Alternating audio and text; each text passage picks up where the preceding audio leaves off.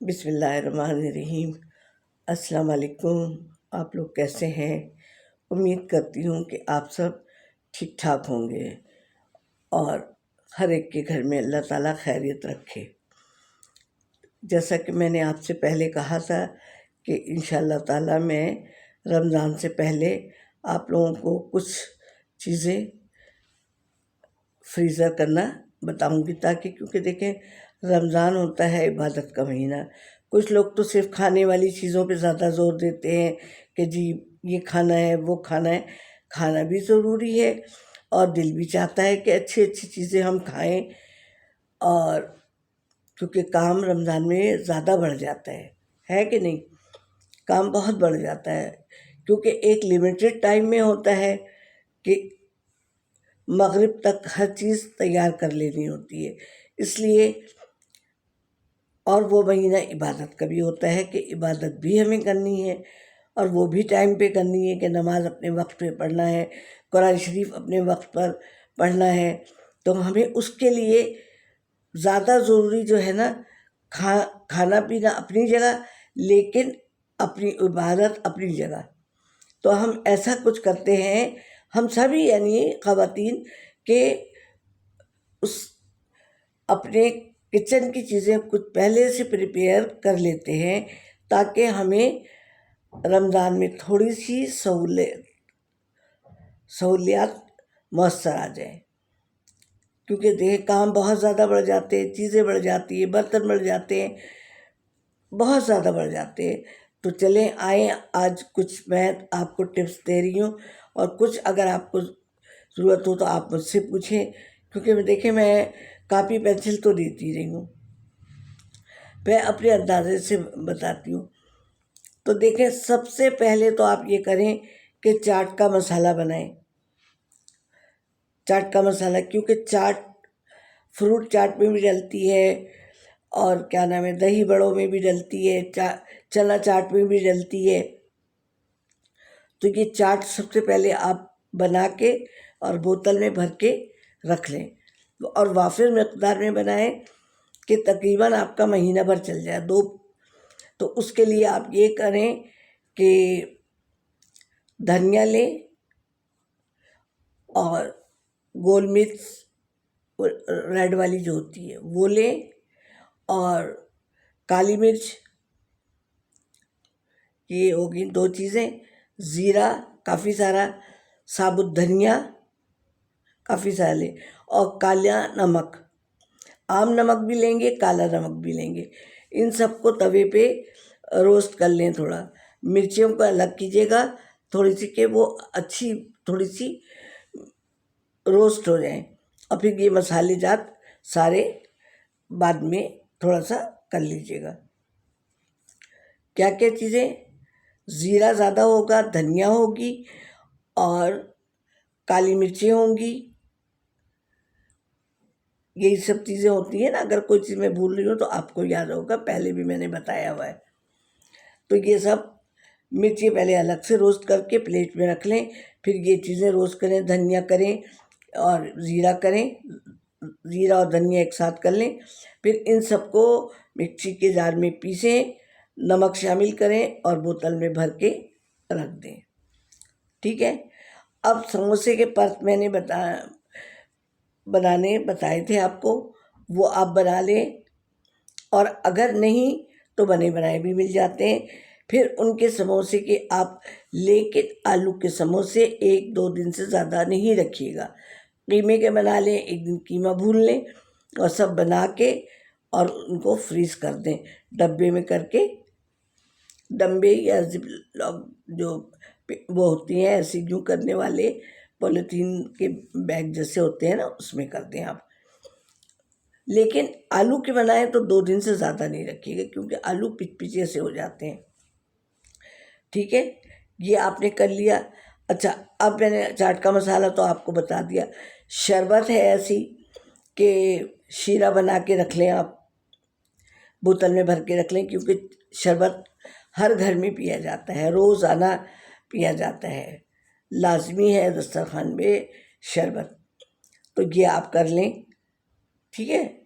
और अगर और नींबू आप ना, ये आजकल अभी थोड़ा सस्ते हैं, लेकिन उसमें चले जाएंगे, बिल्कुल वो हो जाएंगे, मतलब ज़्यादा महंगे हो जाएंगे और अच्छे नहीं मिलेंगे। तो नींबू 1 आध किलो ले लीजिए और उसको उसकी वो पूंछ जो होती है वो तोड़ के, धो के, कपड़े से पोंछ के, और फिर किसी छन्नी में या किसी डब्बे में करके फ्रीज़र में कर दें। फिर जब उसको निकालें, जितने 1 नींबू चाहिए तो उसको निकाला, थोड़ी देर बाहर रखा, और या तो तवे पे उसको थोड़ी देर इधर उधर करें और फिर काट के उसका शरबत बना लें। ठीक है, ये हो गया। और क्या मैं बताना चाह रही थी आपको, दूसरी चीज़ ये कि एक शरबत और आजकल ऑरेंज आया हुआ है, ऑरेंज का शरबत आप टैंक बनाएंगे आप, अभी आपके पास बहुत टाइम है।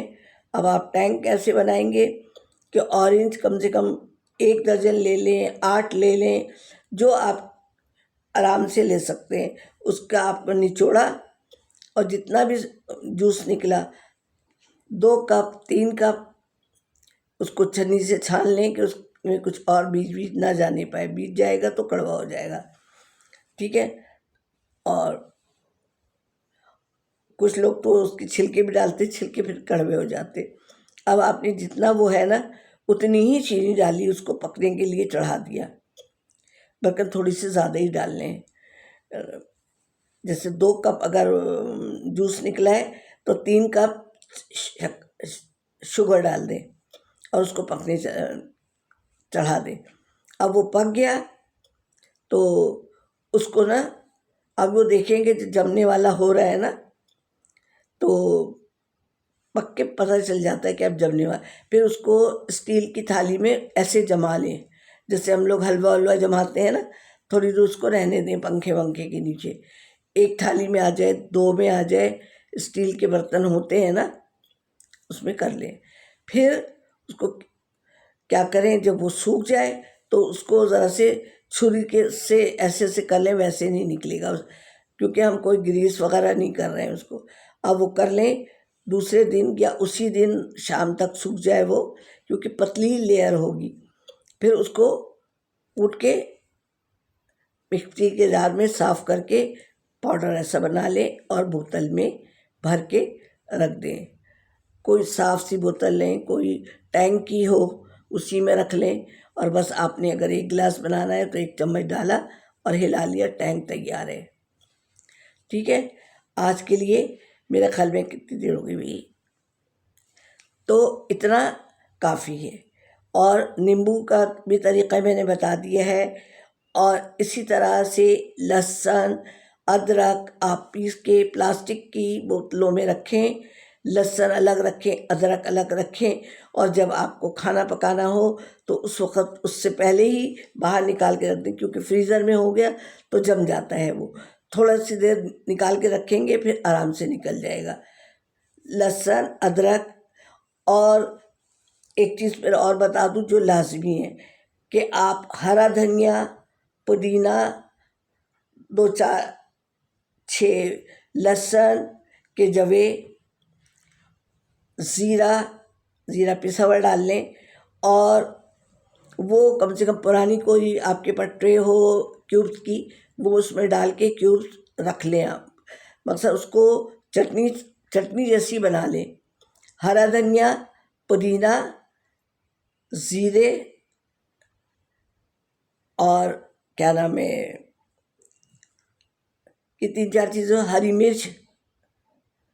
मिर्च भी अच्छी खासी डालेंगे आप, और ये चटनी ऐसी बना लें और इसको क्यूब में के फ्रीज़र में रख दें। जब वो जम जाए तो उसको निकाल के किसी भी बॉक्स में रख लें, नहीं तो ज़िपलॉक बैग में रख दें, क्योंकि ये हरी चटनी जो होगी ना, ये रायते में भी काम आएगी, चटनी में भी काम आएगी, और मकसद दही बड़े बनाने हैं तो उसमें भी काम आएगी आपको, कि दही के साथ दही फुल्कियाँ बना रहे हैं जब भी काम आएगी। तो मेरे ख़्याल में आज के लिए इतना काफ़ी है, और मुझे दुआओं में भी याद रखें और सब्सक्राइब भी करवाएं, और इंशाअल्लाह ताला और फिर मैं और देती रहूँगी जो जो मुझे याद आता रहेगा। और मैं पहले भी काफ़ी बता चुकी हुई हूँ।